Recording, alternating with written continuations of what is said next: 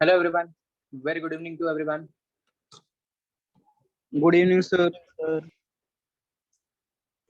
Yes, very good evening. चलो.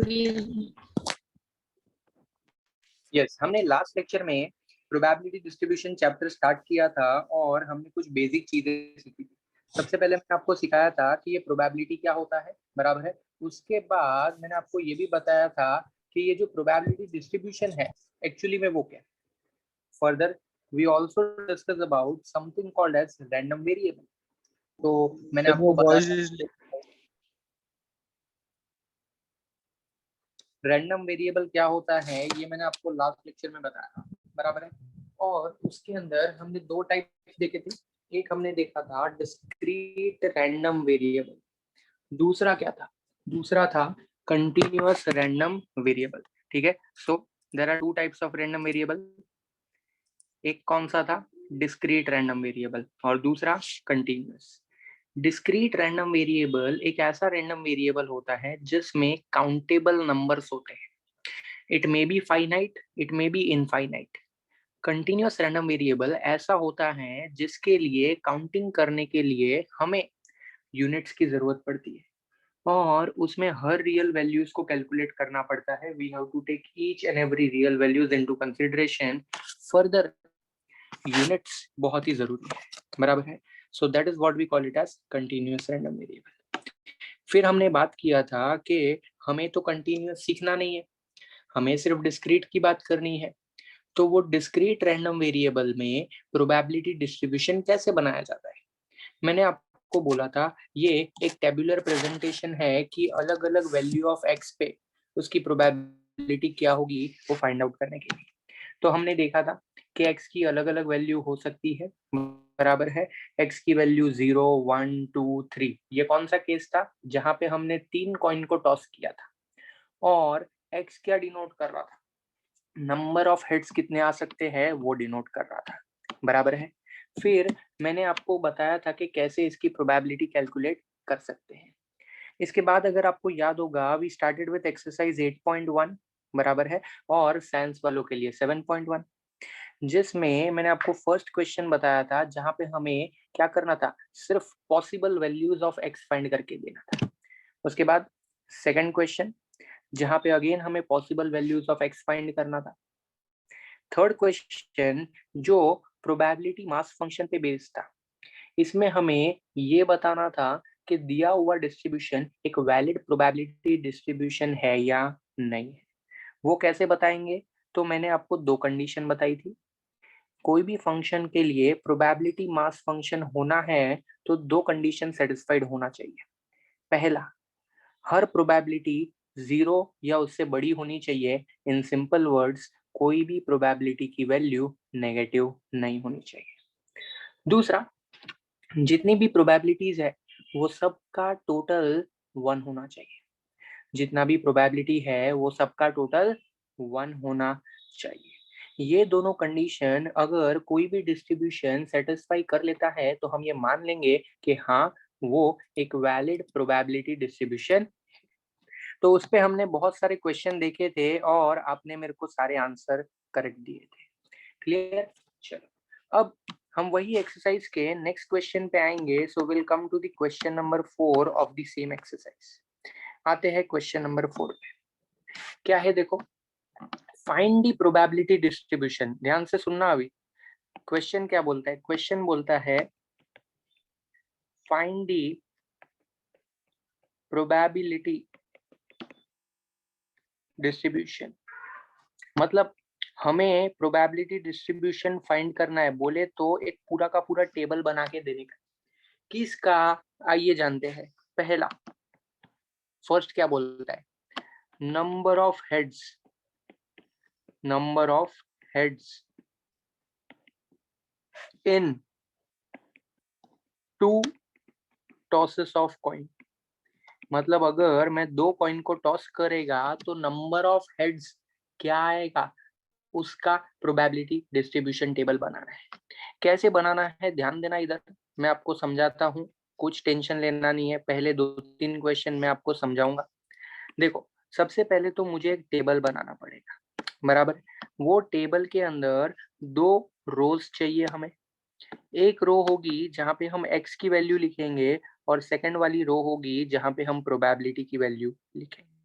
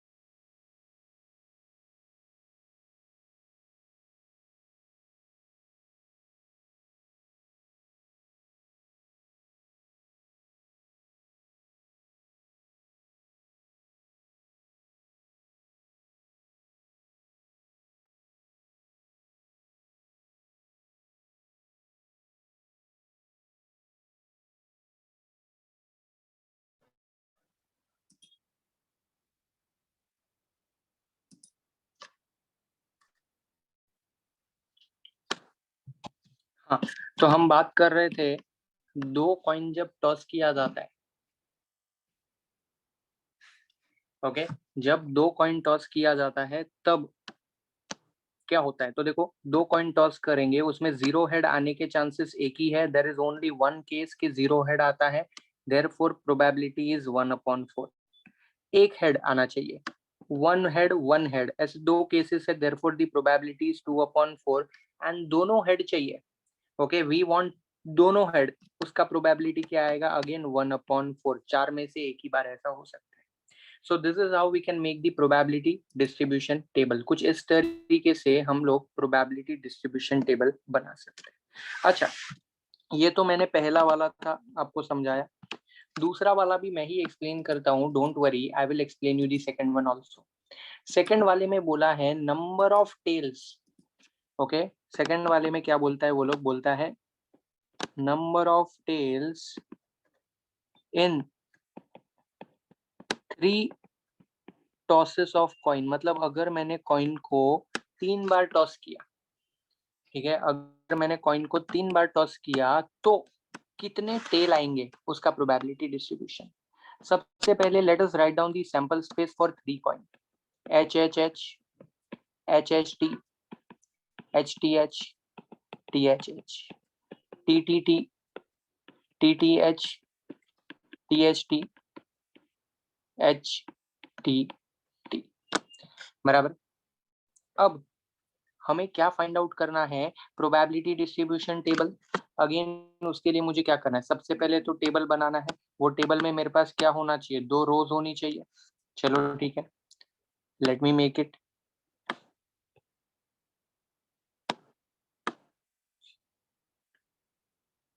बराबर है। यहाँ पे मैं x और प्रोबेबिलिटी ऑफ x लिखूंगा। बराबर है। आगे देखेंगे। सबसे पहले मुझे ये सोचना पड़ेगा कि x का वैल्यू क्या क्या हो सकता है। देखो देखो बेटा, x का वैल्यू बोला है नंबर ऑफ टेल्स। क्या बोला है? Number of tails. तुम मुझे बताओ x का वैल्यू क्या क्या आ सकता है? ठीक है, चैट बॉक्स में रिप्लाई करो, चैट बॉक्स में एवरीवन।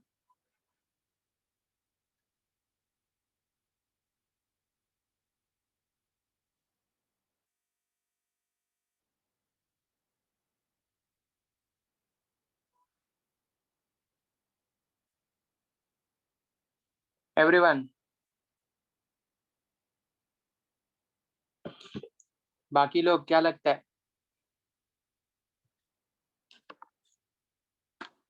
Correct, correct. देखो कितने कितने टेल आ सकते हैं। ऐसा हो सकता है जहाँ पे 0 टेल है, यस, एक भी टेल नहीं है। या फिर हो सकता है एक एक एक टेल है, मतलब 1 भी हो सकता है। या फिर 2 टेल हो, ऐसा भी हो सकता है। या फिर तीनों के तीनों टेल हो, वैसा भी हो सकता है। So what are the possible values? The possible values are 0, 1, 2 and 3। Did you understood? ये हो गया मेरा x का पॉसिबल वैल्यू। क्यों ना उसके अंदर की वैल्यू भी फाइंड आउट करें, मतलब प्रोबेबिलिटी। तो सबसे पहले 0 टेल आएगा। 0 टेल मतलब सारे हेड होने चाहिए। 0 टेल का मतलब क्या है? 0 टेल का मतलब है कि सारे के सारे हेड आने चाहिए। उसके चांसेस कितने हैं? That is 1/8। देखो बेटा, 8 में से एक बार ऐसा होगा। बराबर ना? 8 में से एक बार ऐसा होगा। फिर एक टेल आना चाहिए। क्या आएगा चांसेस? 3/8। 2 टेल आना चाहिए, 2। 3/8। 3 टेल आना चाहिए, 1/8। हो गया तुम्हारा probability distribution table. Everyone, did you understood this? Chat box में कितने लोग को ये समझ में आया? Either you can raise your hand. कितने लोग को समझ में आ गया?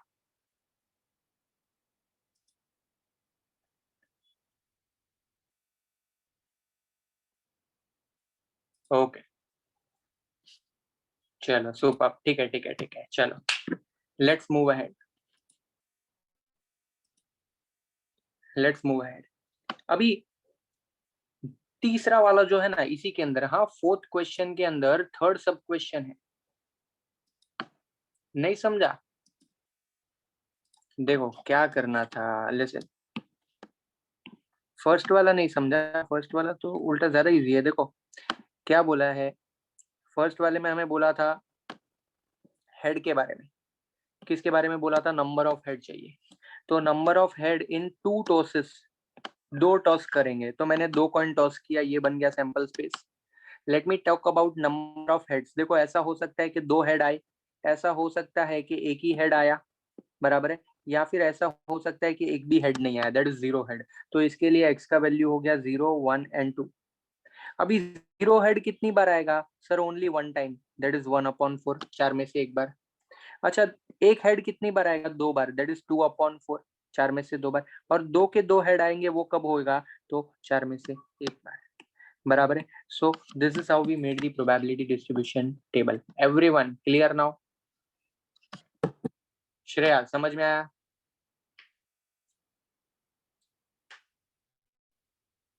Okay, so now please write down the heading question number 4 and note down this. Everyone, question number 4 लिखो और इसको कॉपी कर लो फटाफट। चलो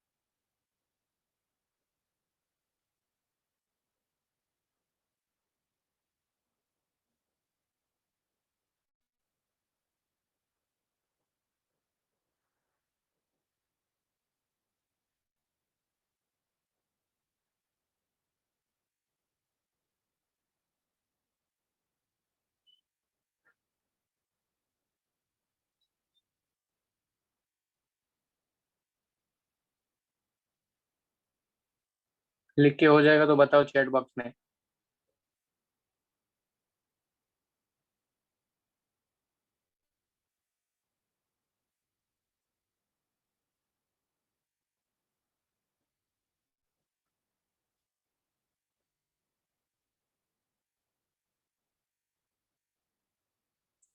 चलो ठीक है,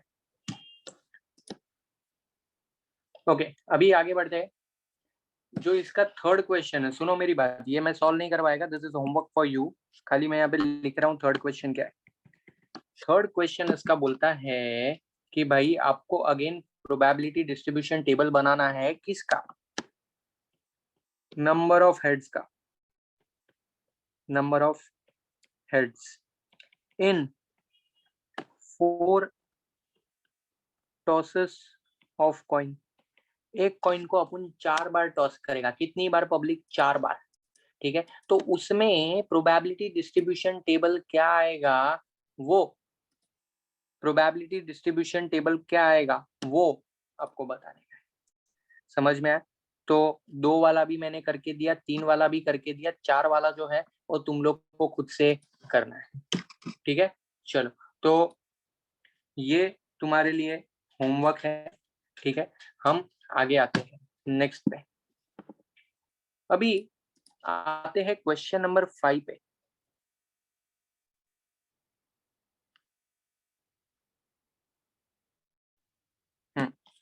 coming to question number 5। Question number 5 जो है वो थोड़ा सा अजीब है। क्यों सर, क्या हुआ? देखो, क्वेश्चन नंबर 5 ये बोलता है find the probability distribution of the number of successes in 2 tosses of die if success is defined as getting a number greater than 4। क्या बोलता है, सुनो मेरी बात। ये बोलता है हम 2 डाइस थ्रो करेगा, कितना? 2। और वो 2 डाइस जब हम थ्रो करेगा तो उसमें सक्सेस होने की प्रोबेबिलिटी कितनी है, ठीक है। लेकिन सवाल ये है कि सक्सेस क्या होता है। तो भाई सक्सेस जो है वो कुछ इस तरीके से डिफाइन की गई है कि नंबर अगर ग्रेटर देन 4 आया तो सक्सेस, अगर वो नंबर ग्रेटर देन 4 आया तो सक्सेस, और अगर वो नंबर ग्रेटर देन 4 नहीं आया, मतलब कि लेस देन 4 आया, तो नॉट अ सक्सेस, तो फिर फेलियर माना जाएगा, तो फिर उसको नहीं काउंट करेगा, ऐसा वो लोग बोलना चाहते हैं। डिड यू अंडरस्टूड क्या बोल रहा है? सक्सेस कब मानेंगे? अगर वो नंबर ग्रेटर देन 4 आएगा तो हम सक्सेस मानेंगे, और अगर वो नंबर ग्रेटर देन 4 नहीं आएगा तो हम उसको सक्सेस नहीं मानेंगे। तो लिसन माय वर्ड्स केयरफुली। अगर मैं 2 डाइस थ्रो करता है, 2 डाइस थ्रोन, उसमें सक्सेस क्या है? सक्सेस है नंबर ग्रेटर देन 4 कम्स, बराबर है। 4 से बड़ा नंबर आना चाहिए, ऐसा इन लोग का बोलने का है। लेकिन इसमें 2 डाइस है, 2 डाइस है, ये याद रखना। अब देखो, जब 2 डाइस है तो ऐसा हो सकता है कि किसी पे भी ग्रेटर देन 4 नहीं आया, ऐसा हो सकता है। किसी पे भी ग्रेटर देन 4 नहीं आया तो x का वैल्यू 0, नो सक्सेस, 0 सक्सेस।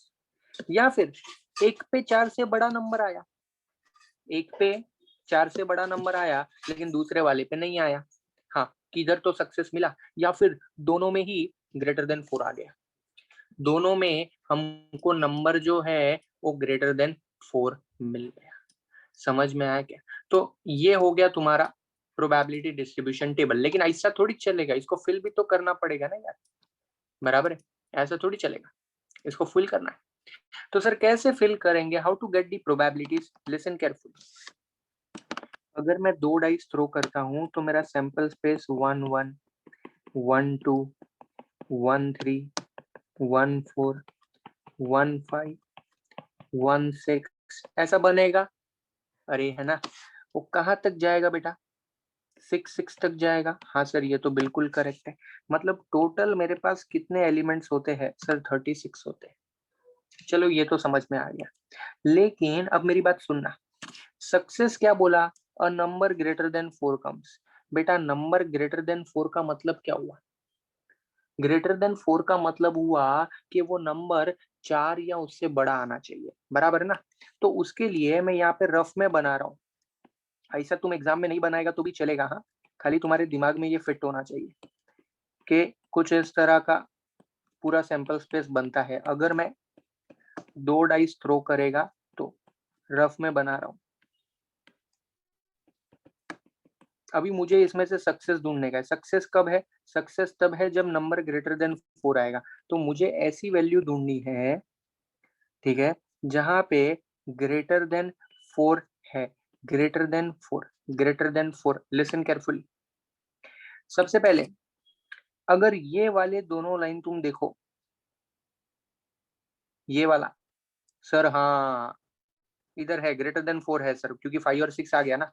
और ये वाला देखो, अरे हाँ यार इधर भी आ गया, इधर भी ग्रेटर देन 4 आ गया, करेक्ट, सही पकड़े हैं। लेकिन ये वाले जो वैल्यू बच गई, कौन सी? ये वाली जो वैल्यू बच गई, ये वाली ग्रेटर देन 4 नहीं है। इसमें एक भी नंबर 4 से बड़ा नहीं है। ए बेटा 4 नहीं चलेगा, 4 नहीं चलेगा, ग्रेटर देन 4 बोला है, यस और नो। तो इसका मतलब ये हुआ कि ये जो मैंने येलो शेड किया है ना, इसमें एक भी सक्सेस नहीं है, 0 सक्सेस, बराबर है। ये जो मैंने येलो शेड किया है, एक भी सक्सेस नहीं है, 0 सक्सेस। काउंट कर लेते हैं, 1 2 3 4 5 6 7 8, बोले तो कितना हो रहा है? 16/36 हो रहा है। यस सर, यस सर, बराबर है। अच्छा, अभी मेरी बात सुनना बेटा, एक सक्सेस चाहिए मेरे को, कितना? एक। तो एक में कौन से आएंगे? लिसन, ये बस, और इधर ये एक सक्सेस, क्योंकि एक ही नंबर ग्रेटर देन 4 होना चाहिए बेटा, दोनों नंबर ग्रेटर देन 4 नहीं चाहिए, कोई भी एक नंबर ग्रेटर देन 4 चाहिए, या तो आगे वाला या तो पीछे वाला। सर वो बाकी के जो 4 बच गए उनका क्या करने का है? अरे ये तो दोनों नंबर ग्रेटर देन 4 है, समझ में आ रहा है क्या? तो एक सक्सेस वाले में कितना आएगा? 1 2 3 4 5 6 7 8, 1 2 3 4 5 6 7 8, 8 8 16, ये हो गया 16/36। दोनों सक्सेस वाले में कितना आएगा? दोनों सक्सेस वाले में 4/36। अरे ये था ना 4, 4/36। Have you understood? दोनों सक्सेस, दोनों नंबर 4 से बड़े हैं, आगे वाला भी पीछे वाला भी। Are you understanding this? हो गया तुम्हारा क्वेश्चन नंबर 5। कितने लोग को समझ में आया? प्लीज रेज योर हैंड या फिर चैट बॉक्स में बताओ। और किसी को नहीं समझा तो वो भी चैट बॉक्स में बताओ, मैं फिर से एक्सप्लेन करता हूँ।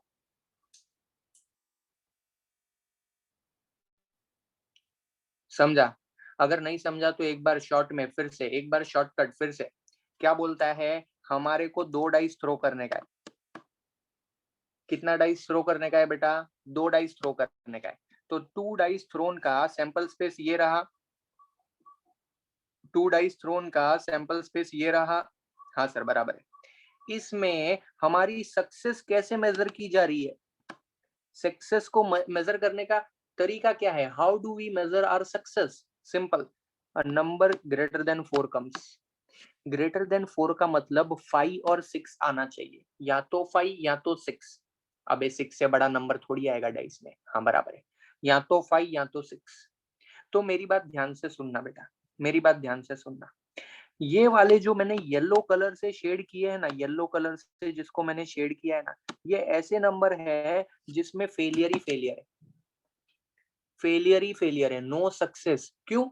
एक भी नंबर 4 से बड़ा नहीं है, ना आगे वाला ना पीछे वाला। हाँ सर, बात तो सही है। अरे समझा क्या?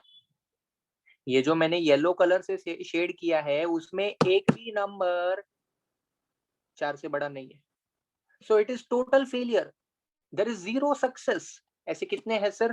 काउंट करो। 16 है सर, 16 है ऐसे, तो ये आ गया ना 0 सक्सेस वाले 16/36। समझा क्या श्रेया? समझा क्या गौरव?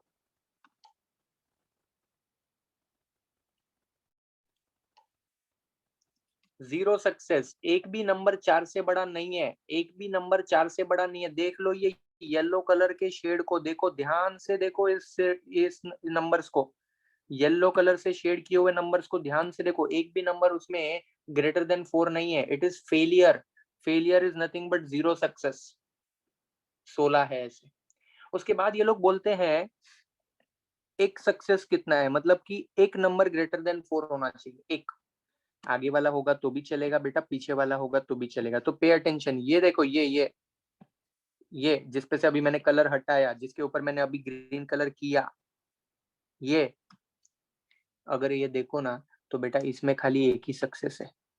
If you can see this, अगर तुम इसको जरा ध्यान से देख सकते हो तो देखो, कोई भी एक नंबर ग्रेटर देन 4 है, ओनली एक नंबर ग्रेटर देन 4 है, दोनों नंबर ग्रेटर देन 4 नहीं है। अरे समझा क्या पब्लिक? एक नंबर। तो इसके लिए 1 वाले में ये सब आ जाएंगे, कितने हैं? 16/36, 16/36। और लास्ट जो मैंने रेड कलर से किए हैं, 2 सक्सेस है बेटा। आगे वाला नंबर भी 4 से बड़ा है, पीछे वाला नंबर भी 4 से बड़ा है। कितने हैं ऐसे? 4 है सर, 4/36। अरे समझ में आ रहा है क्या पब्लिक लोग?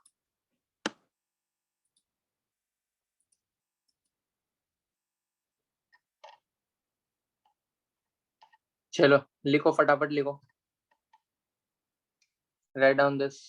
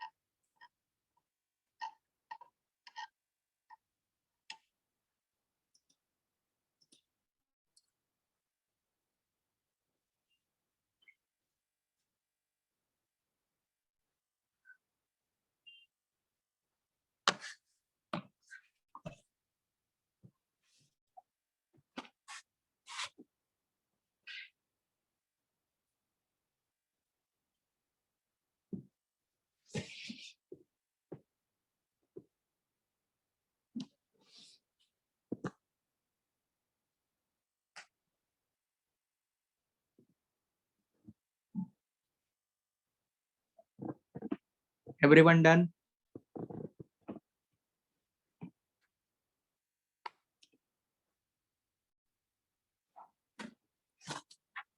Okay.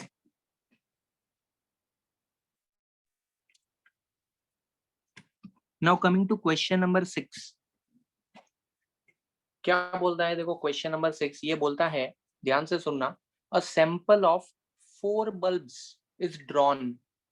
A sample of 4 bulbs is drawn, मतलब हम लोग ने 4 बल्ब सिलेक्ट किए एज अ सैंपल, ठीक है, at random with replacement, replacement के साथ, from a lot of 30 bulbs. 30 bulb में से टोटल कितना है? 30। 30 में से हम कितना सिलेक्ट किया बेटा? 4 सिलेक्ट किया, विच इंक्लूड्स 6 डिफेक्टिव बल्ब्स, जिसमें 6 डिफेक्टिव है। Find the probability distribution of the number of defective bulbs. अरे बाप रे, ये तो जबरदस्त दे दिया तुमको। हाँ, ये बोलता है कि तुम प्रोबेबिलिटी डिस्ट्रीब्यूशन टेबल बना के दो हमको, किसका? डिफेक्टिव बल्ब आने का। चलो ठीक है, पहले मैं गिवन डिटेल्स लिखता हूं ताकि जिनके पास क्वेश्चन नहीं है उनको भी समझ में आए। टोटल बल्ब्स बोलता है 30 है, उसमें से डिफेक्टिव कितना है? डिफेक्टिव बोलता है 6 है, तो बाय डिफॉल्ट नॉन डिफेक्टिव कितने हो गए? 24। हाँ सर बराबर है। Sample of 4 bulbs to be selected. अभी हमको उसमें से कितने बल्ब का सैंपल लेने का है बेटा? खाली 4। कितने का? खाली 4। तो ठीक है भाई, हम 4 बल्ब का सैंपल लेंगे। अब ये जो 4 बल्ब का सैंपल हम लोग लेंगे, ठीक है, ये जो 4 बल्ब का हम लोग सैंपल लेंगे, वो विथ रिप्लेसमेंट लेंगे। क्या बोलता है? बोलता है विथ रिप्लेसमेंट लेंगे। अब मेरी बात सुनो, विथ रिप्लेसमेंट का मतलब क्या होता है? विथ रिप्लेसमेंट का मतलब ये होता है कि हो सकता है सेम टू सेम बल्ब भी दूसरी बार हमारे हाथ में आ जाए, ऐसा हो सकता है। Yes, this is very much possible. चलो ठीक है, जो भी होगा प्रोबेबिलिटी की बात तो बाद में आएगी, सबसे पहले हमें पता होना चाहिए x क्या आएगा। प्रोबेबिलिटी की बात तो बाद में आएगी, सबसे पहले होगा x क्या आएगा। तो देखो मैं 4 बल्ब सिलेक्ट करने वाला हूँ, 4। ऐसा हो सकता है कि देयर इज 0 डिफेक्टिव बल्ब, ऐसा हो सकता है देयर इज 1 डिफेक्टिव बल्ब, ऐसा हो सकता है देयर इज 2 डिफेक्टिव बल्ब, या फिर 3 या फिर 4। अरे समझा क्या? फिर से एक बार, फिर से एक बार। टोटल 30 बल्ब है, उसमें से 6 डिफेक्टिव है, बराबर है। मैं 4 सिलेक्ट करने वाला हूँ। तो ऐसा हो सकता है कि चारों के चारों अच्छे निकले, एक भी बल्ब डिफेक्टिव नहीं निकला। Possible, yes possible. So therefore there can be 0 defective bulb. या फिर ऐसा हो सकता है कि एक डिफेक्टिव निकला, बाकी सारे अच्छे निकले, this is very much possible. या फिर 2 डिफेक्टिव निकले, या फिर 3 या फिर 4। सो x की वैल्यू क्या डिनोट करती है? x की वैल्यू डिनोट करती है नंबर ऑफ डिफेक्टिव बल्ब्स। क्या डिनोट करती है? नंबर ऑफ डिफेक्टिव बल्ब्स, बराबर है। अभी ये तो ठीक है sir, number of defective bulbs हमको समझ में आ रहा है कैसे कैसे करना है, लेकिन लिसन माय वर्ड्स केयरफुली। इसकी जो प्रोबेबिलिटी है, ये प्रोबेबिलिटी जो है वो तुमको समझ नहीं आएगा। क्यों सर? बेटा विथ रिप्लेसमेंट बोला है ना, तो विथ रिप्लेसमेंट जो है वो टॉपिक अभी तक मैंने तुमको सिखाया है नहीं, ठीक है। विथ रिप्लेसमेंट वाला कैसे करते वो अभी तक हमने सीखा नहीं है, तो शायद ये तुमको समझ में नहीं आएगा। लेकिन सर अगर विदाउट रिप्लेसमेंट होता तो हमसे हो जाता क्या? हाँ, अगर विदाउट रिप्लेसमेंट होता ना तो शायद तुमसे हो जाता। कैसे होता? अगर तुमने परम्यूटेशन एंड कॉम्बिनेशन चैप्टर सीखा होता और उसके अंदर भी कॉम्बिनेशन वाला टॉपिक सीखा होता। क्या तुमने ये कॉम्बिनेशन वाला टॉपिक सीखा है? क्या तुमने परम्यूटेशन एंड कॉम्बिनेशन चैप्टर में कॉम्बिनेशन वाला टॉपिक सीखा है? एवरीवन?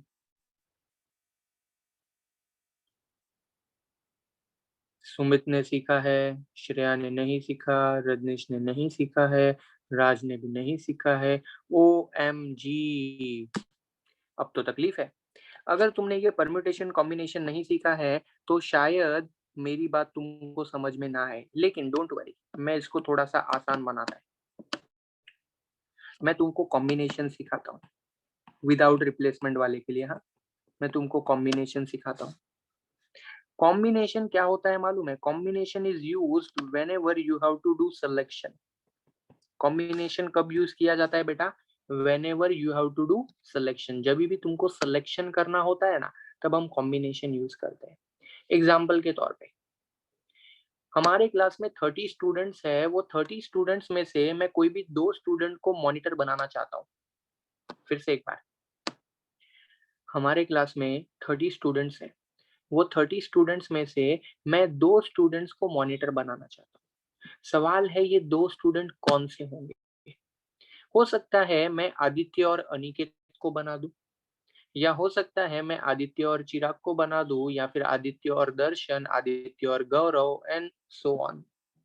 या फिर ऐसा भी हो सकता है मैं अनिकेत और चिराग को बना दूं, या अनिकेत और गौरव, अनिकेत और हीर, ऐसे बहुत सारे अलग अलग कॉम्बिनेशंस मेरे पास अवेलेबल है। Are you understanding this? ऐसे बहुत सारे अलग अलग कॉम्बिनेशन है। तो सर कितने कॉम्बिनेशन है? आइए जानते हैं। कितना बोला मैंने? 30 में से 2। कितना बोला मैंने? फिर से एक बार, 30 में से 2। सुनो बेटा, combination is denoted by NCR। Combination कैसे डिनोट किया जाता है? NCR, जहां पे N क्या रेफर करता है? N रेफर करता है टोटल अवेलेबिलिटी। टोटल अवेलेबिलिटी, अपने केस में टोटल कितने स्टूडेंट अवेलेबल है? 30। ओके। R क्या डिनोट करता है? रिक्वायरमेंट। अपने को कितना पब्लिक चाहिए रे? मॉनिटर कितने लोग चाहिए? 2। तो अपने केस में 2। तो इन सिंपल वर्ड्स मैं अगर कॉम्बिनेशन के फॉर्म में इसको लिखना चाहता है 30C2, 30 में से 2 लोग चाहिए, लेकिन उसके कितने अलग अलग कॉम्बिनेशन बनेंगे? तो सुनो बेटा, NCR को सॉल्व करने का फॉर्मूला है n factorial upon r factorial into n minus r factorial. ये सारी बकवास अगर तुमको ना समझ में आई, इतना बड़ा फॉर्मूला अगर तुमको याद नहीं रखना है, तो मेरे पास जबरदस्त शॉर्टकट है तुम्हारे पास। क्या शॉर्टकट? देखो नीचे कितना लिखा है 2, नीचे कितना लिखा है 2, तो बेटा 2 स्टेप पीछे जाने का, मतलब 30 इंटू 29, 2 इंटू 1, बात खत्म, बात खत्म। ये हो गया तुम्हारा कॉम्बिनेशन। कैसे करेंगे अभी इसको? 2 1 जा 2 15 जा 15 से इसको मल्टीप्लाई करो and you will get your answer. ये समवेयर अराउंड 435। समझा? कुछ इस तरीके से कॉम्बिनेशन सॉल्व होता है। ठीक है, ओके, इसको जरा साइड में रख, कॉम्बिनेशन टॉपिक को मैं जरा साइड में रखता हूँ। मैंने ओवरऑल तो तुमको सिखा दिया कॉम्बिनेशन क्या होता है, ज्यादा डिटेल में तो हम जा नहीं पाएंगे, लेकिन फिर भी फॉर दिस पर्टिकुलर क्वेश्चन जितना रिक्वायर्ड था उतना मैंने सिखा दिया। ये क्वेश्चन में अगर अगर विदाउट रिपीटेशन बोला होता ना तो सॉल्व करवा पाता, विथ रिपीटेशन वाला तो अभी मैं करवा नहीं पाऊंगा क्योंकि अभी तक मैंने वो कंसेप्ट सिखाया नहीं है। तो ठीक है, हम बाद में फिर कभी सीखेंगे, पहले विदाउट रिपीटेशन सीख लेते हैं। What is without repetition? एक बल्ब जो मैंने निकाला वो डिफेक्टिव आया कि नॉन डिफेक्टिव आया, उसको मैंने साइड में रखा, फिर बाकी बचे हुए बल्ब में से ही सिलेक्शन किया। अरे समझ रहे लाइक क्या? वो सेम टू सेम बल्ब का दूसरी बार मौका नहीं आएगा, क्योंकि जो भी आया उसको निकाल के साइड में रखा। This is called as without repetition. एक बल्ब 2 बार आ सकता नहीं है। अभी सुनो मेरी बात, सुनना मेरी बात। हमें 30 में से 4 बल्ब को सिलेक्ट करना है। Yes sir. तो नंबर ऑफ एस क्या हो गया? 30C4। अरे समझा क्या? नंबर ऑफ एस क्या हो गया? 30C4। क्यों क्यों? क्योंकि हमें 30 में से 4 बल्ब को सिलेक्ट करने का है, 30 में से 4 बल्ब को सिलेक्ट करने का है। ओके सर, ठीक है। Now what about the probabilities? तो सुनो मेरी बात, पहले मैं ये 0 के लिए फाइंड करता हूँ। अगर मुझे नंबर ऑफ ए निकालना है, what is number of A? 0 defective bulb.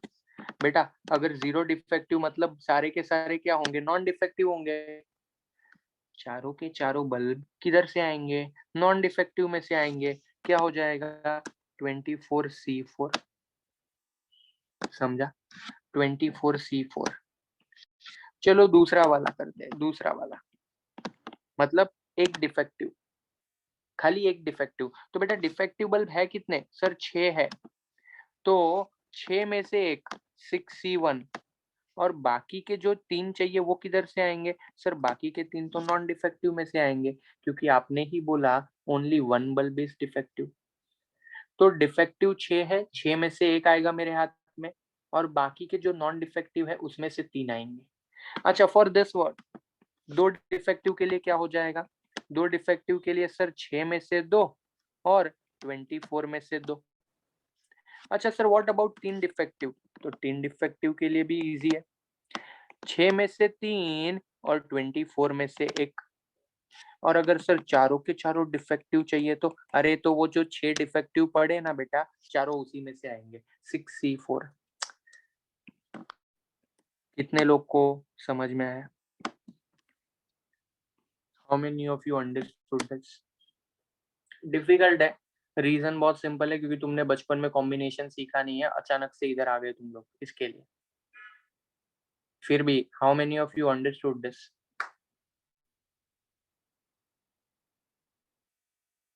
1 2 3 4 लोग को समझा। और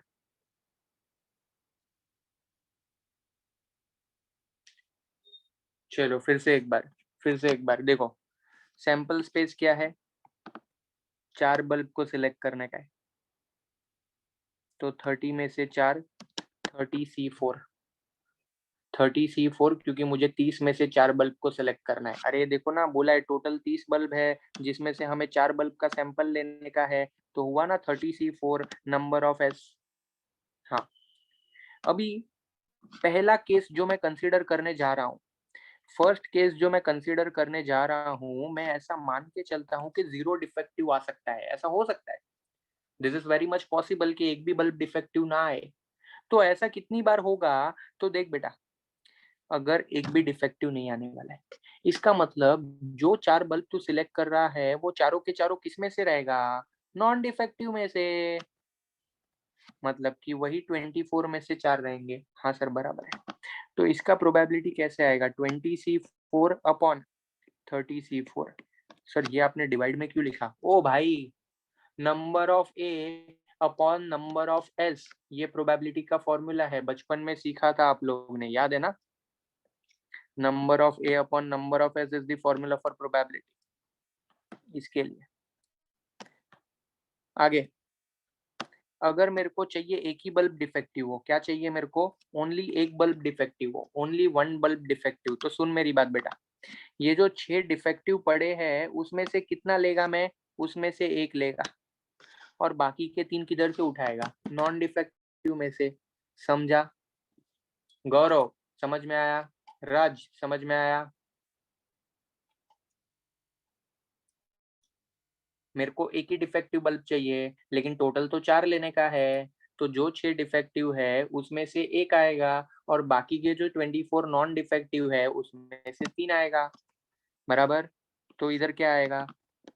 6C1 into 24C3 divide by, अरे सैंपल स्पेस तो सबके लिए सेम ही रहता है भाई, इसमें क्या दिमाग लगाने का है? 30C4।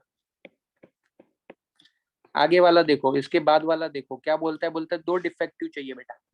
सुन मेरी बात, 4 में से तेरे को 2 डिफेक्टिव चाहिए, तो देख अपने पास 6 डिफेक्टिव बल्ब है ना, ले 6 में से 2 उठा, और बाकी के 2 तेरे को नॉन डिफेक्टिव चाहिए। बेटा नॉन डिफेक्टिव कितने पे है अपने पास? 24 है, तो चल 24 में से 2 उठा, तो 2 डिफेक्टिव 2 नॉन डिफेक्टिव हो गया 6C2 24C2। अरे समझ में आ रहा है क्या श्रेया?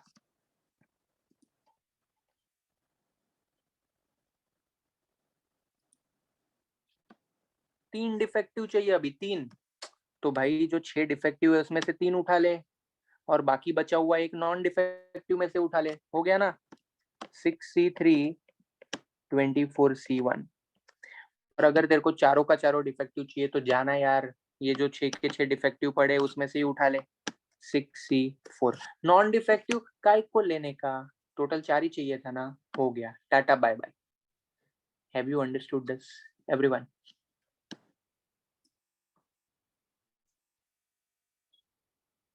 चलो ठीक है, ठीक है। चलो राइट डाउन दिस, लिख लो, ये कॉपी कर लो।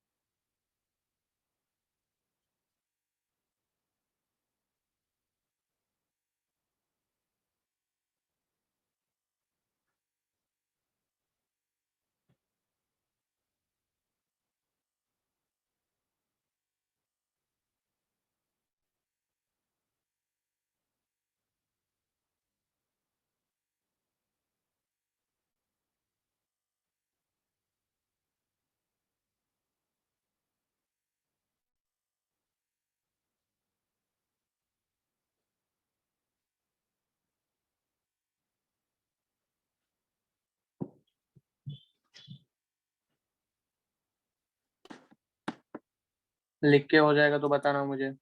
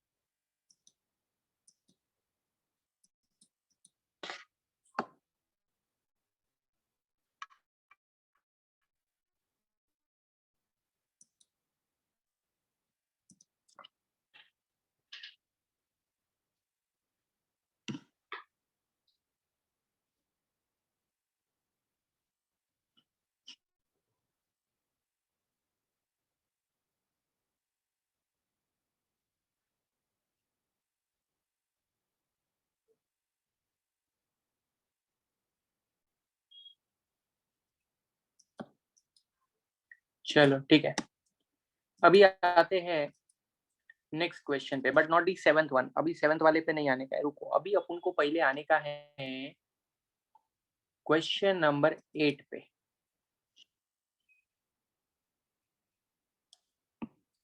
Now what is this question number 8? ध्यान से सुनना, ये क्वेश्चन नंबर 8 क्या है।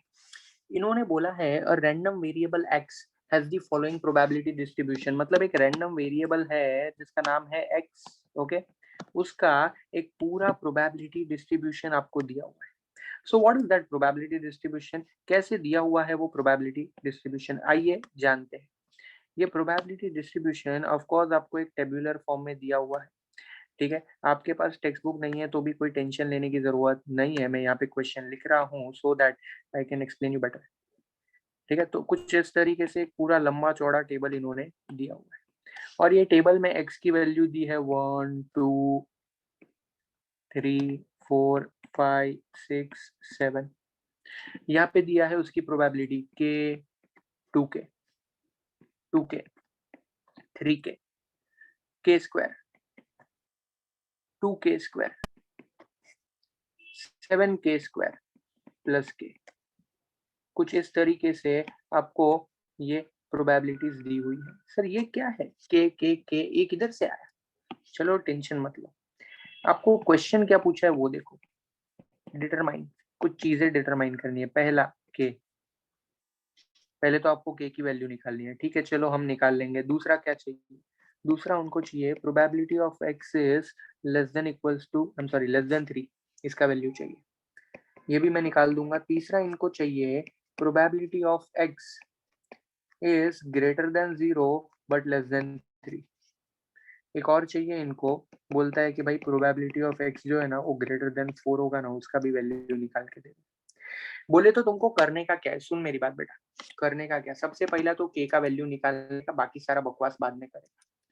तो के की वैल्यू कैसे मिलेगी? Any idea, any logic? Yes sir, I have that logic. कौन सा? ये सारी जितनी भी प्रोबेबिलिटी आपको दिख रही है बेटा, इन सब का टोटल कितना होगा बोलो, इन सब का टोटल कितना होगा?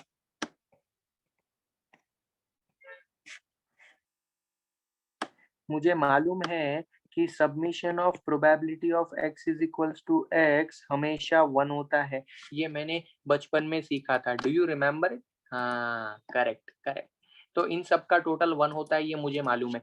तो क्या मैं ऐसा लिख सकता है, therefore k plus 2k plus 2k plus 3k plus k square plus 2k square plus 7k square plus k is equals to 1?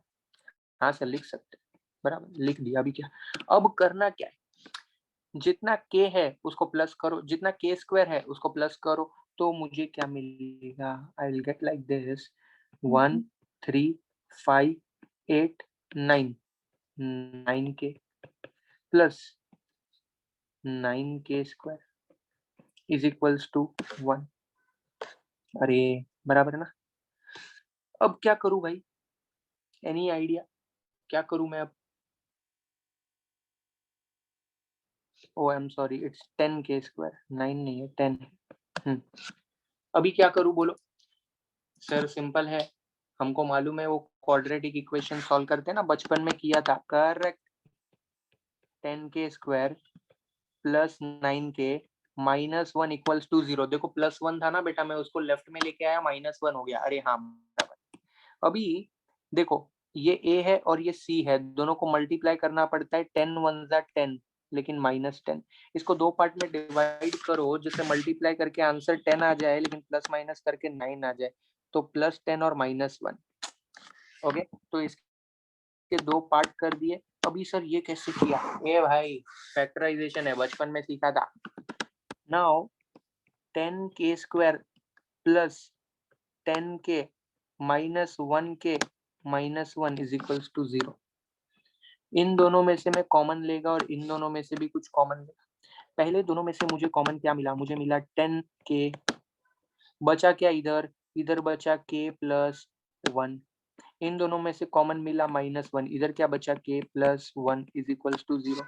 अभी मेरे को दो ब्रैकेट मिले, 10k माइनस 1 और इधर k plus 1 is equals to 0।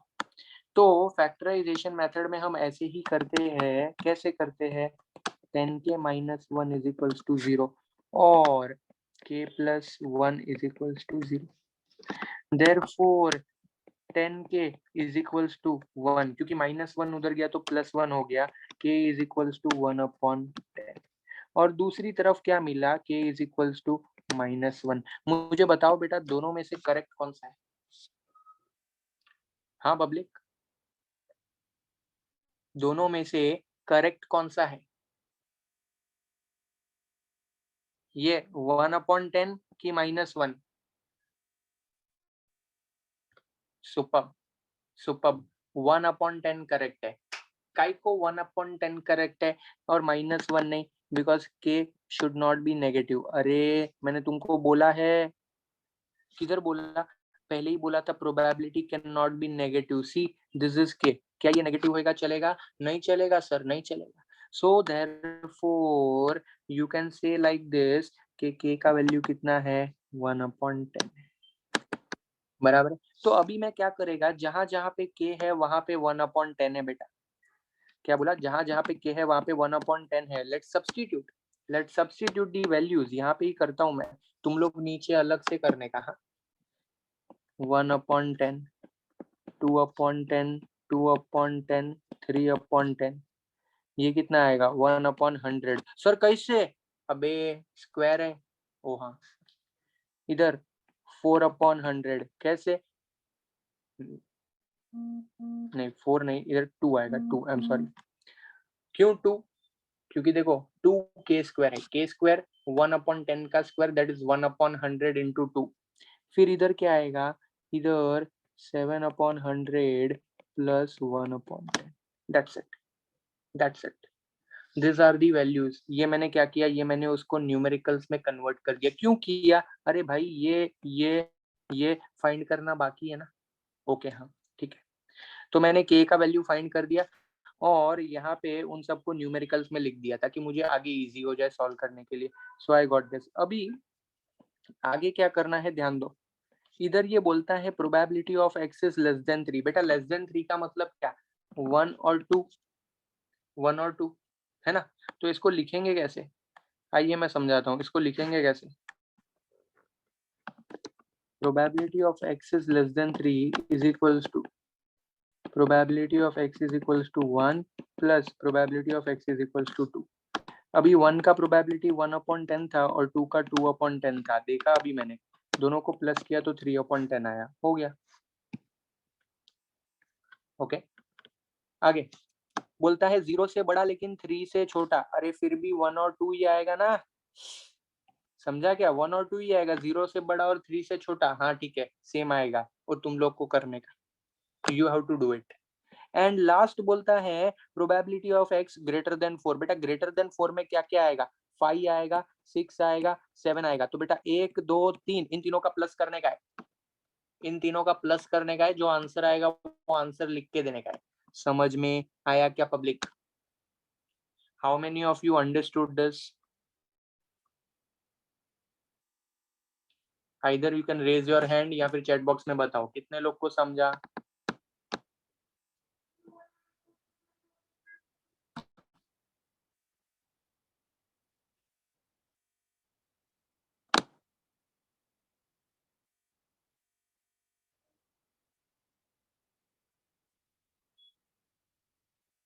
Super, चलो write down, लिखना चालू करो। इजी है यार, क्वेश्चन इजी है, ऐसा टेंशन वाला काम नहीं है, बस थोड़ा सा ध्यान देने की जरूरत है, हो जाएगा। Start writing.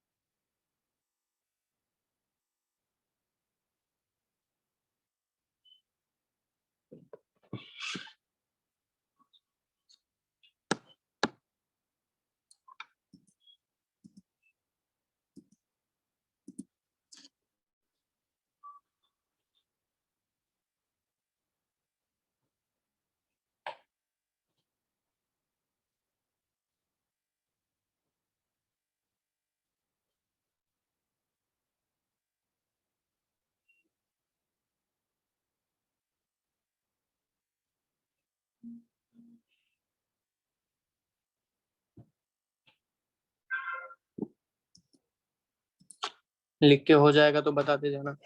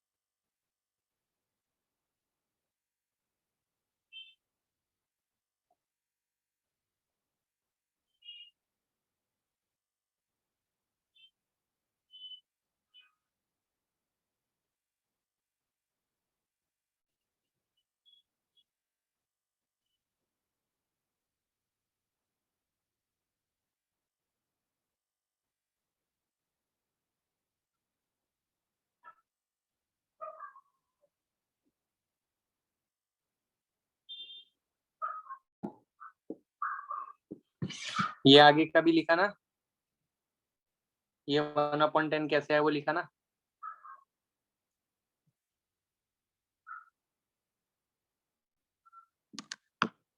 ये देख लो एक मिनट, ये जो मैंने सॉल्व किया है ये सेकंड वाला सब क्वेश्चन है, और ये जो हमने सॉल्व किया वो हमारा फर्स्ट वाला सब क्वेश्चन था, के की वैल्यू फाइंड करने वाला। वैसे तो तुम लोग स्मार्ट हो यार, वो तो मुझे मालूम है, you are very smart.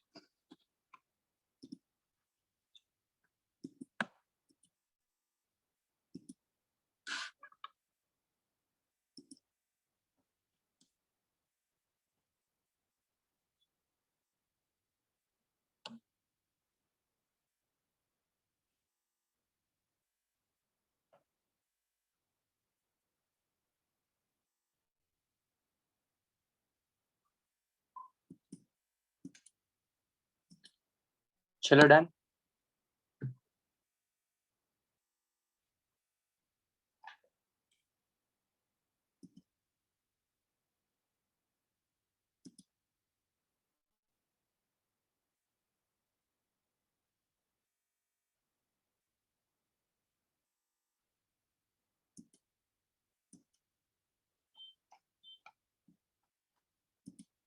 Okay चलो अभी आते हैं नेक्स्ट क्वेश्चन पे, लेकिन सुनो मेरी बात, वो नेक्स्ट क्वेश्चन सिखाने से पहले मैं आपको एक टॉपिक सिखाने वाला हूँ, वेरी इंपॉर्टेंट टॉपिक।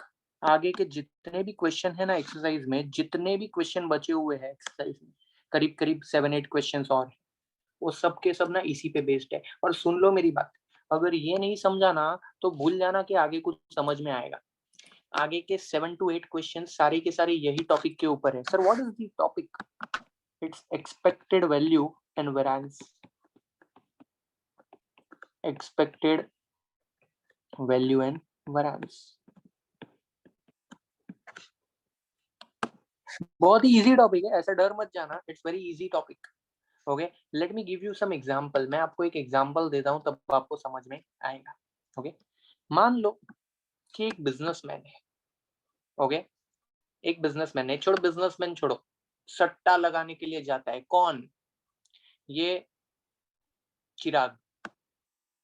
एक दिन चिराग मेले में जाता है, और मेले में जाता है तो वहां पे उसको एक गेम दिखती है। गेम, वो गेम में क्या होता है मालूम है? वो निशान लगाने वाली, ऐसा एक इधर इधर एक बड़ा सा गोला होता है, वो गोले में अलग अलग ऐसा हिस्से होते हैं, बराबर है ऐसा, और इधर से ये चिराग है, ऐसा ही दिखता है ना, एकदम सेम टू सेम,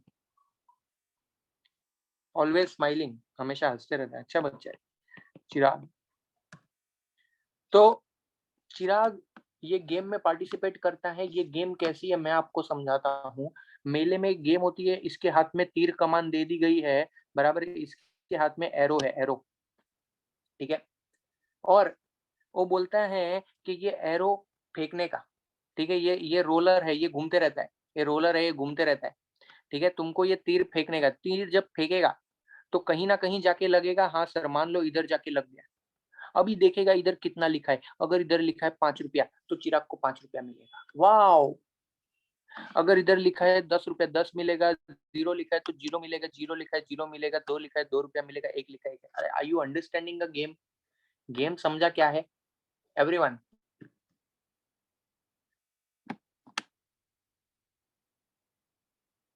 समझा कि नहीं समझा? गेम क्या है? वो मेले में जाते ना, ऐसा तीर फेंकने वाला होता है ऐसा, हाँ, तो ये गेम है। अभी मैं आपको है ना उसकी विनिंग पॉसिबिलिटीज के बारे में समझाता हूँ। ये गेम फ्री में खेलने मिलता है क्या पब्लिक? नहीं भाई, टिकट लगती है इसकी। इसकी टिकट लगती है, इसकी टिकट लगती है। तो वो गेम की टिकट जो है वो 2 रुपया है। कितना है टिकट? 2 रुपया। फिर से एक बार, टिकट कितना? 2 रुपया। मतलब अगर मान लो चिराग को वो गेम खेलना है तो उसको 2 रुपया भरना पड़ेगा। चलो ठीक है। अब x and probability of x, ध्यान से सुनना मेरी बात। x refers to the expected value, यहाँ पे x refers to the expected value के भाई चिराग को कितना रुपया मिलेगा। अगर मान लो 0 वाले पे लग गया, 0 वाले पे, तो चिराग को क्या मिलेगा? कुछ नहीं, टाई टाई फेस, उसका 2 रुपया गया, -2। 2 रुपए का लॉस हो सकता है। हाँ बराबर। अच्छा 1 वाले पे लगा, 1 वाले पे, तो भी उसका 1 रुपया तो जाएगा, क्योंकि टिकट 2 रुपया था और जीता 1 ही रुपया। अरे हाँ बराबर। अगर 2 वाले पे लगता है तो 2 रुपए का टिकट और 2 रुपया कमाया, मतलब 0, कुछ नहीं, जो आया वो गया। हाँ, अगर 5 रुपए पे लग गया, ये चांदी है, उसको 3 रुपए का प्रॉफिट होएगा, क्योंकि बेटा 2 रुपया तो टिकट था। हाँ, और लास्ट अगर 10 रुपए पे लग जाता है तो 8 रुपए का नेट प्रॉफिट होएगा बंदे को, 8 रुपीज का नेट प्रॉफिट होएगा। Are you understanding this? क्योंकि 2 ही रुपया टिकट था। हाँ बराबर है। मान लेते हैं कि वो जो सर्कल था वो इक्वली 5 पार्ट्स में डिवाइडेड है, इक्वली 5 पार्ट्स में डिवाइडेड है, मतलब सबका प्रोबेबिलिटी इक्वल इक्वल है। Yes sir, yes sir. बोले तो सबका प्रोबेबिलिटी 1/5, ये सबका प्रोबेबिलिटी 1/5। डिड यू अंडरस्टूड ये क्वेश्चन क्या है एवरीवन?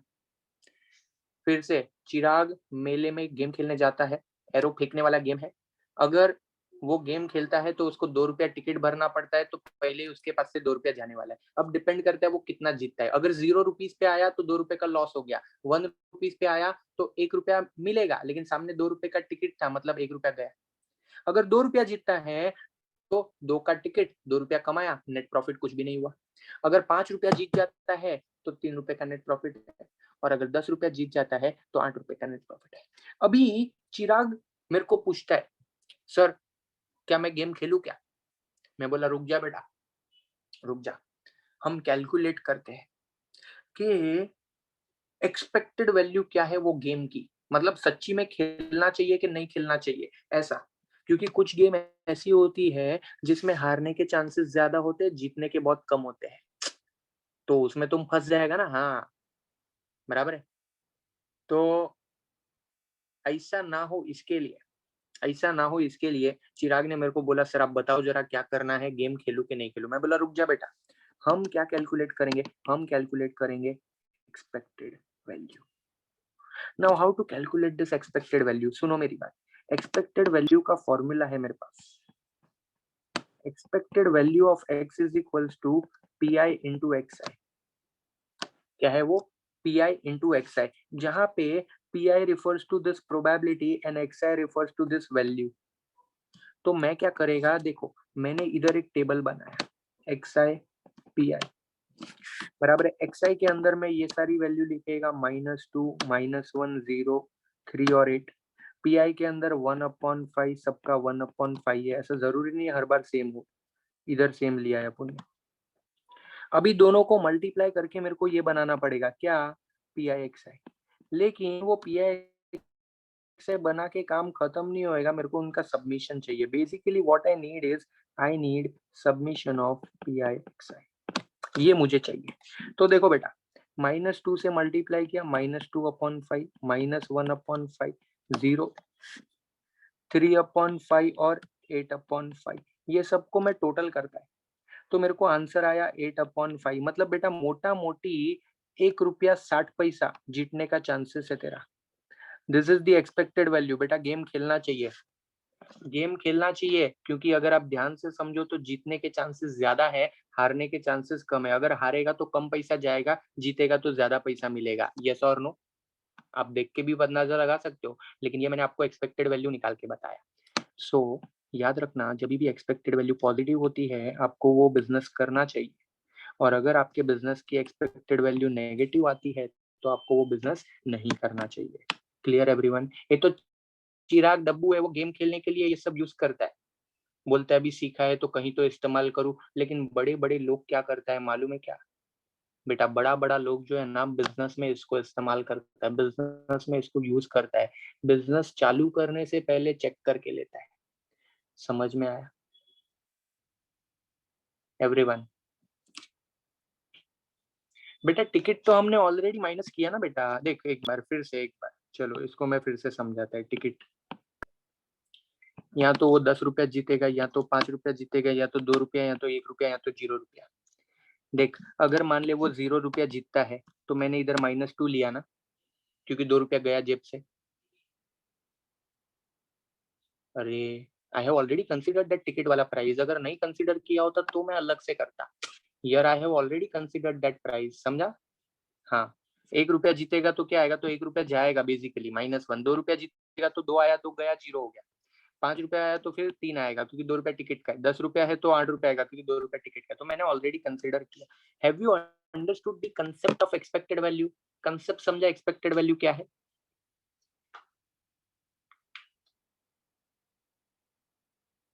सुपर। चलो, तो ये एक्सपेक्टेड वैल्यू पहले के टाइम में लोग गेम में इस्तेमाल करते थे, धीरे धीरे ग्रोथ हुआ, कंसेप्ट को और अच्छे से समझा, तो आज वो लोग इसको बिजनेस में यूज करता है।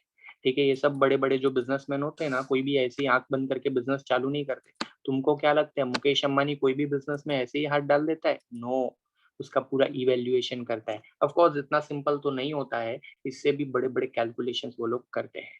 क्लियर? चलो, now let's come to question number 9। Let's come to question number 9.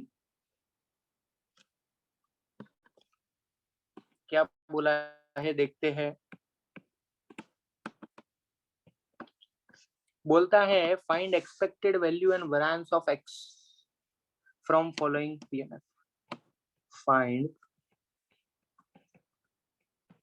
Expected value and variance, बराबर। और उसने एक टेबल दिया है, वैसे तो टेबल उसने हॉरिजॉन्टली दिया है, लेकिन मैं उसको वर्टिकली लिखता है। ठीक है, ऐसा दिया हुआ है। एक्स का वैल्यू इधर दिया है -2, फिर -1, फिर 0, फिर 1, फिर 2।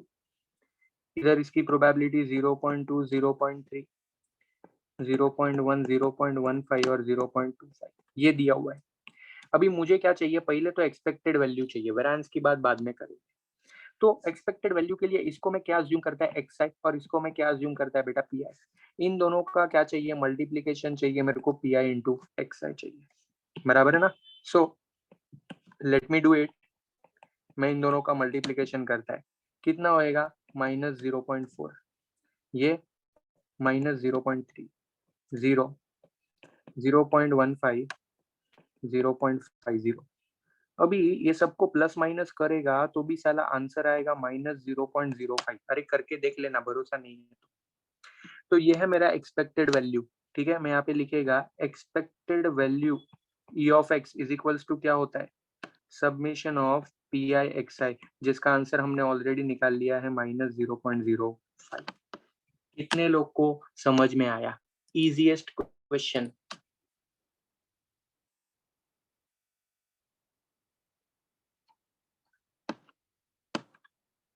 हाँ, चिराग को तो समझ में आना ही था यार, ही स्मार्ट, वो तो स्मार्ट है पहले से, उसको तो समझ में आना था। बाकी पब्लिक समझा क्या?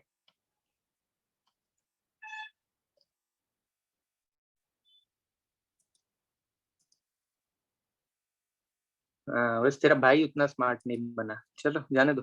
तो आगे आगे बढ़ते हैं। अभी हम बात करते हैं वेरिएंस की भी।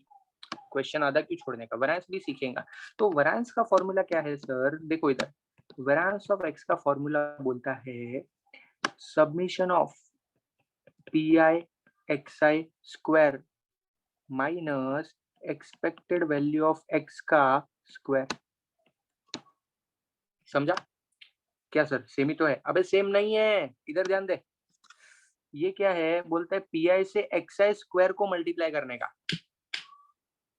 पी के साथ एक्सआई के स्क्वायर को मल्टीप्लाई करने का। तो देख मेरी बात सुन, मेरी बात सुन। इधर में लिखता है नया कॉलम, मैं इधर नया कॉलम बनाता है, P I into X I square. Sir ये कैसे बनेगा? देख बेटा, पी आई एक्स आई तो ऑलरेडी है, हाँ। एक्स आई स्क्वायर का मतलब क्या? एक्स आई इंटू एक्स आई, हाँ। और पी आई ऑलरेडी है, ये तेरे पास ऑलरेडी अवेलेबल है, हाँ सर ये रहा। तो खाली एडिशनली क्या करने का है? खाली एडिशनली एक्स आई से मल्टीप्लाई करने का है। कितने लोग को ये समझा? आपके पास P I X I already available है, अगर आपने इसको एक्स आई से मल्टीप्लाई कर दिया तो आपको जो मिलेगा वो P I X I square होगा।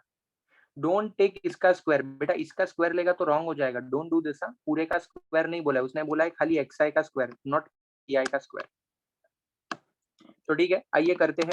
-2 से 0.4 को मल्टीप्लाई करेंगे, माइनस माइनस प्लस हो जाएगा और ये 0.8 हो जाएगा। माइनस माइनस प्लस हो जाएगा 0.3, 0, 0.15 एंड 1.00। इस सब को प्लस करके देख लेते हैं, तो आई थिंक सो आंसर जाएगा 2.3, अरे 2.25, 2.25। तो अभी मेरे को इधर सब्स्टिट्यूट करना पड़ेगा, इसकी जगह पे मैं क्या सब्स्टिट्यूट करेगा? 2.25। लेकिन आंसर खत्म नहीं हुआ, ये बोलता है एक्सपेक्टेड वैल्यू जो मिली है ना उसका स्क्वायर माइनस कर। एक्सपेक्टेड वैल्यू का स्क्वायर माइनस करने का, तो एक्सपेक्टेड वैल्यू कितना मिला है? 0.05, उसका स्क्वायर लो। तो मैं करता हूँ इधर 2.25 माइनस 0.0025, उसका स्क्वायर लिया मैंने। अब इसको माइनस करते, तो माइनस करने पे आएगा 2.2475। अच्छे से माइनस करना बेटा, अगर भरोसा नहीं है तो कैलकुलेटर पे कर लेना, आंसर ये आएगा। This is your variance of x. Public variance भी समझा? यस और नो?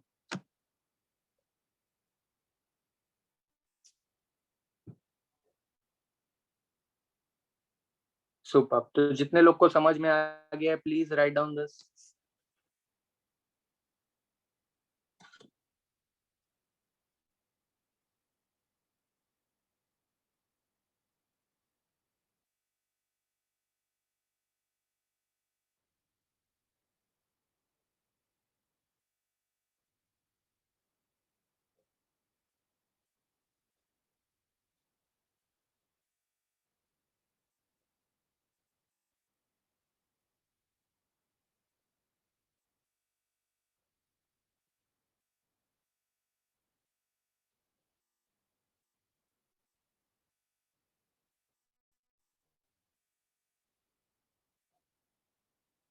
अच्छा, वेरिएंस का मतलब क्या होता है? देखो, वेरिएंस जो होता है ना, वो एक्चुअली एक्सपेक्टेड वैल्यू से बिल्कुल भी रिलेटेड नहीं है, ठीक है। वेरिएंस आपको ये डिनोट करता है कि ये जो वैल्यूज है, देखो बेसिकली वेरिएंस ये डिनोट करता है कि ये जो लोवेस्ट वैल्यू और हाईएस्ट वैल्यू है ना,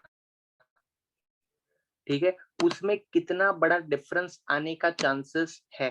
तो ऑन एन एवरेज उनको ऐसा लगता है कि 2.2475 तक का डिफरेंस आने का चांसेस है। अगर एक्स की वैल्यू बड़ी होती, मान लो 100, 200, तो आपका वेरिएंस भी 100, 200 में आता। समझा? क्या वेरिएंस क्या मेजर करता है? अगर आपको याद होगा, हम लोग ने स्टैंडर्ड एविएशन के बारे में सीखा था। स्टैंडर्ड एविएशन का स्क्वायर होता है वेरिएंस, बराबर है। तो it measures the volatility, lowest value और हाईएस्ट वैल्यू के बीच के जो डिफरेंसेस होते हैं उसकी वॉलेटिलिटी को मेजर करता है ये वेरिएंस। समझा?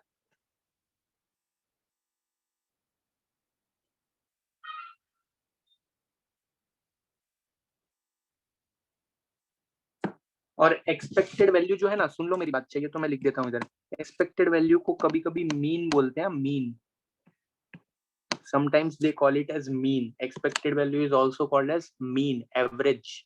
तो अगर क्वेश्चन में बोलेगा फाइंड मीन, तो ऐसा मत बोलना सर ने सिखाया नहीं है। ए भाई, वो एक्सपेक्टेड वैल्यू ही पूछ रहा है। समझा क्या?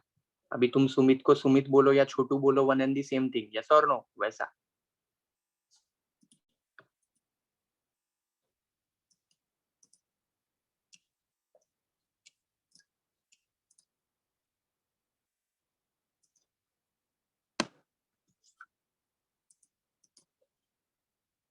चलो लिख के हो जाएगा तो बताओ मुझे।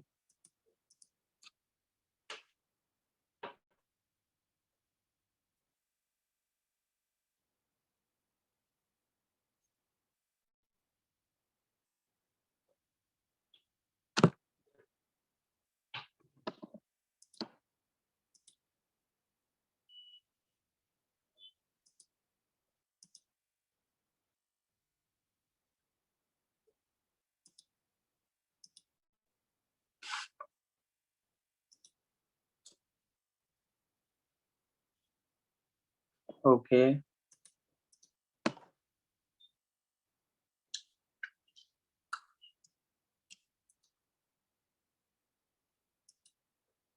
चलो ठीक है, आते हैं क्वेश्चन नंबर 10 पे। Let's come to question number 10।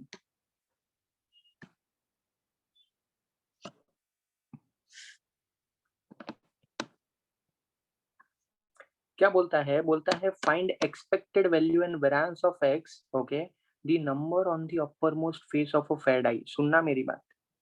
बोलता है find the expected value and variance of x, बराबर है। लेकिन एक्स क्या डिनोट करता है? X is equals to number on the upper most face of a die. मतलब मैं एक डाइस थ्रो करेगा, मैं क्या करेगा, मैं एक डाइस थ्रो करेगा। तो अगर मैं एक डाइस थ्रो करेगा तो मेरे को बताओ कि एक्स का वैल्यू क्या क्या आ सकता है। Any one dice thrown, x का वैल्यू क्या क्या आ सकता है बोलो चैट बॉक्स में एवरीवन। सांप सीढ़ी खेला होगा, लूडो खेला होगा।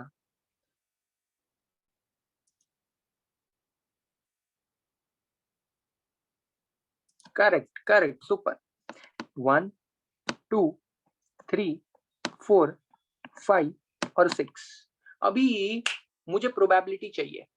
मुझे बताओ बेटा, 1 आने का प्रोबेबिलिटी कितना है? 1 आने का प्रोबेबिलिटी कितना है? एनीवन? Correct correct. देखो 6 में से एक बार 1 आएगा, 6 में से एक बार 1 आएगा, तो 1 आने का प्रोबेबिलिटी 1/6। अच्छा सर 2 आने का कितना है? 2 आने का प्रोबेबिलिटी बोलो।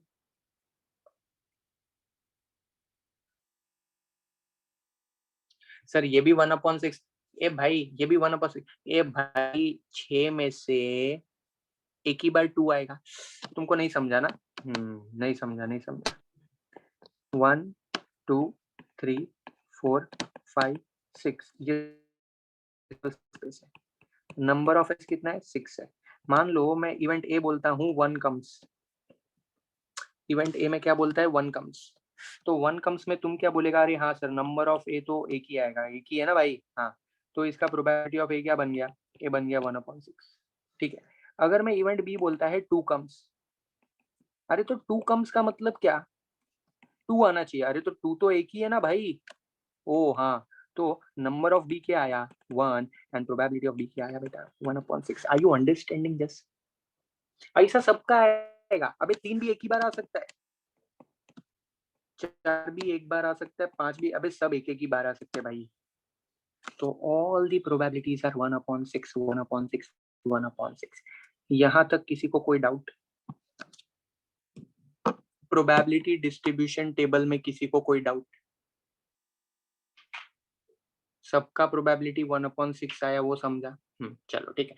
अभी तुमको क्या करने का है? तो तुमको इसका एक्सपेक्टेड वैल्यू निकालने का है और उसका वेरिएंस निकालने का है। तो ये तुम्हारे लिए एक्सआई हो जाएगा और ये तुम्हारे लिए पीआई हो जाएगा। आगे का कैलकुलेशन होमवर्क में खुद करने का, बराबर। आगे का कैलकुलेशन होमवर्क में खुद करने का है।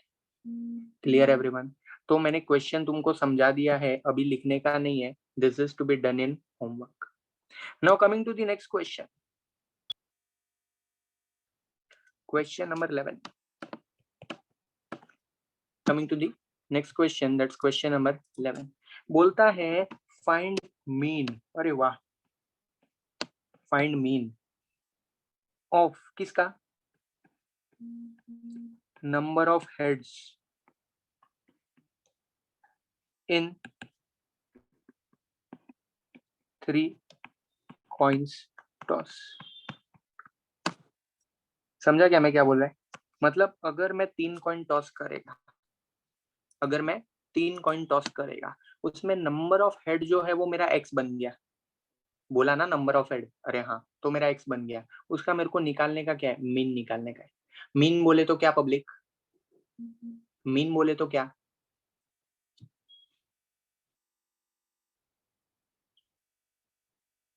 अरे हाँ कृतिक, वैरिएंस नहीं, मीन का मतलब एक्सपेक्टेड वैल्यू बेटा। ये देखो यहाँ पे सिखाया मैंने, ये देखो एक्सपेक्टेड वैल्यू के नीचे मैंने मीन लिखा था, है ना। तो मीन और expected value is one and the same. तो कभी कभी वो लोग बोलेगा एक्सपेक्टेड वैल्यू फाइंड करो, कभी कभी बोलेगा मीन फाइंड करो, दोनों का मतलब एक ही है। तो इन सिंपल वर्ड्स ये क्वेश्चन में भी तुमको क्या बोला है, बोला एक्सपेक्टेड वैल्यू निकालो, बात खत्म। वेरिएंस निकालने बोला नहीं है, चलो ठीक है। लेकिन उसके लिए तेरे को टेबल चाहिए। अरे हाँ, क्वेश्चन में नहीं दिया टेबल, क्वेश्चन इतना ही है। अच्छा तो सर टेबल कैसे बनेगा, टेबल कैसे बनेगा सर? पहला तो मुझे इधर x चाहिए और उसके बाद मुझे उसका प्रोबेबिलिटी चाहिए। हाँ सर, ये दोनों चीजें मुझे चाहिए, बात खत्म। लेकिन ये मिलेगा कैसे? एनीवन। मैंने 3 कॉइन टॉस किया है बेटा, मैंने कितना, 3 कॉइन टॉस किया है। मुझे बता हेड कितना कितना आ सकता है, what should be the value of x? Correct correct. देखो मैंने 3 कॉइन टॉस किए, ऐसा हो सकता है एक भी हेड नहीं आया, that is 0 head, yes this is possible. या फिर एक हेड आया, 2 हेड आया, या फिर तीनों के तीनों हेड आ गए, यस। तो x का वैल्यू क्या होगा, 0 1 2 या फिर 3। अभी सवाल है इसकी प्रोबेबिलिटी। मुझे बताओ बेटा 0 हेड कितनी बार आता है, 0 हेड आने की प्रोबेबिलिटी, एनीवन? सर 8 में से ना खाली एक ही बार ऐसा होता है, जब तीनों टेल्स होते हैं ना, जब तीनों टेल होते हैं ना, वही एक ऐसा केस है जिसमें 0 हेड होता है। तो 8 में से एक बार। हाँ अच्छा, एक हेड का, व्हाट अबाउट 1 हेड? हाँ 3 बार, 3 बार, 8 में से 3 बार ऐसा होता है।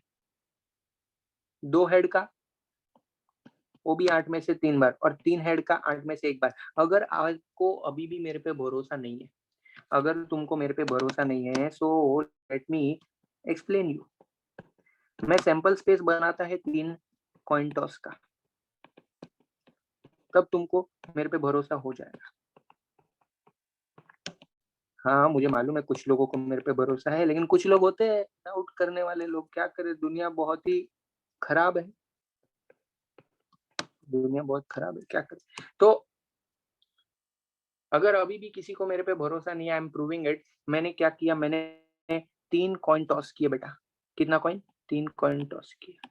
ये जो 3 कॉइन्स मैंने टॉस किए हैं, उसमें मुझे क्या चाहिए, नंबर ऑफ हेड्स। तो देख बेटा इधर 3 हेड है, ऐसा एक ही केस है, 1/8। 8 में से एक बार ऐसा होगा जहाँ पे तीनों के तीनों हेड आएंगे। अच्छा 2 हेड 2 हेड 2 हेड, ऐसा कितनी बार हुआ, 3 बार हुआ। इधर 0 हेड, एक बार हुआ। दो, आई एम सॉरी, एक हेड एक हेड एक हेड, ऐसा कितनी बार हुआ, 3 बार हुआ, 3/8। तो 8 में से 3 बार ऐसा हुआ जहाँ पे एक ही हेड था। Have you understood this? सब लोग को ये प्रोबेबिलिटी डिस्ट्रीब्यूशन टेबल समझ में आ गया पक्का? ये सेम मैंने बनाया था पहले के क्वेश्चन में, क्वेश्चन 4 में।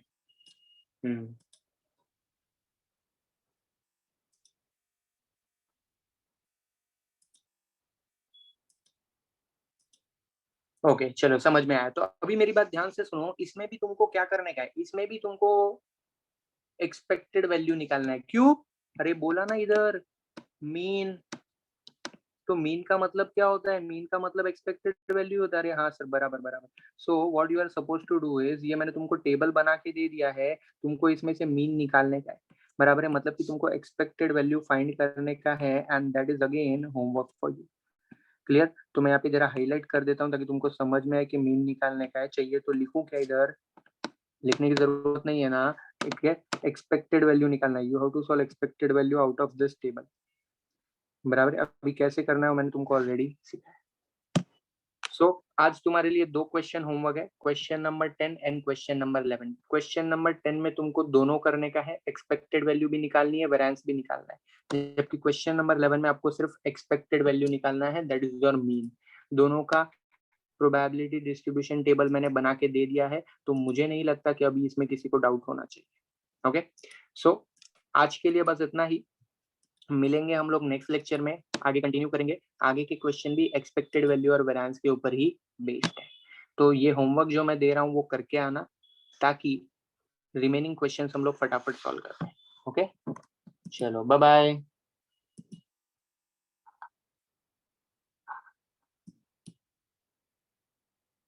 Okay, you are welcome, bye bye.